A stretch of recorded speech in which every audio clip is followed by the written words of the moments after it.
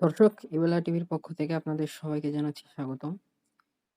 আজকের ব্রেকিং নিউজে আমরা দেখব রিমান্ড শেষে সাবেক মন্ত্রী নুরুজ্জামান কারাগারে। বৈষম্য বিরোধী ছাত্র আন্দোলনে নিহত মাহমুদ হাসান মুন্না হত্যা মামলায় ৫ দিনের রিমান্ড শেষে ক্ষমতাচ্যুত আওয়ামী লীগ সরকারের সাবেক সমাজ কল্যাণ মন্ত্রী নুরুজ্জামান আহমেদকে কারাগারে পাঠিয়েছেন আদালত।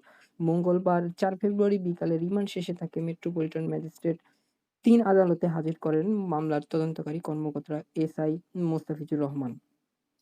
এ সময় আসামিপক্ষের আইনজীবী অ্যাডভোকেট সায়েদ কামাল ইবনে খতিব জামিনের জন্য আবেদন করেন।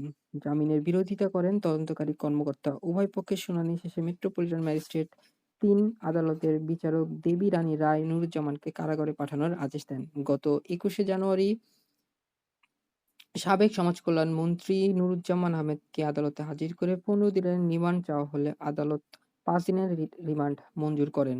মামলার তদন্ত কর্মকর্তা রংপুর মেট্রোপলিটন কোতোয়ালী থানার উপপরিদর্শক এসআই মোস্তাফিজুর রহমান বলেন, ৫ দিনের রিমান্ড শেষে আসামি নুরুজ্জামানকে আদালতে নেওয়া হয়। উভয় পক্ষের শুনানি শেষে বিচারক তাকে কারাগারে পাঠানোর আদেশ দেন।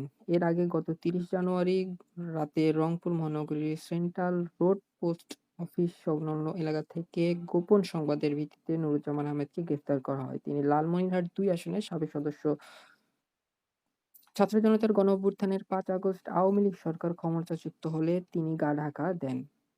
তার বিরুদ্ধে রংপুর ছাড়াও লালমনিরহাট জেলায় ৮টি মামলা হয়েছে। জানা গেছে, রংপুর বৈষম্য বিরোধী আন্দোলনে মাহমুদুল হাসান মুন্না নিহতের ঘটনায় সাবেক সমাজ কল্যাণ মন্ত্রী নুরুজ্জামান আহমেদকে ও তার ছেলেসহ ১২৮ জনের বিরুদ্ধে মামলা করা হয়। গত বছরের ২৯ আগস্ট রংপুর মেট্রোপলিটন ম্যাজিস্ট্রেট কোতোয়ালী আমলি আদালতে মামলাটি করেন মুন্নার বাবা আব্দুল মজিদ। এ মামলায় গত ২৮ জানুয়ারি রাতে নগরীর স্টেশন বাবুপাড়ায় অভিযান চালিয়ে নিষিদ্ধ ঘোষিত সংগঠন ছাত্রলীগের নেতা আলামিন হোসেনকে অস্ত্রসহ গ্রেফতার করে পুলিশ। এর আগেও একই মামলায় গত বছরের ২৭ অক্টোবর নুরুজ্জামান আহমেদের ছোট ভাইকে শামসুজ্জামান আহমেদ ভুট্টুকে কালীগঞ্জ বাজার থেকে গ্রেফতার করে লালমনিরহাট গোয়েন্দা পুলিশ।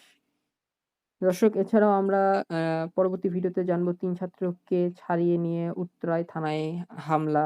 স্বামী বাছাইয়ের সময় যে ৫ টি দিক দেখছেন প্রিয়াঙ্কা।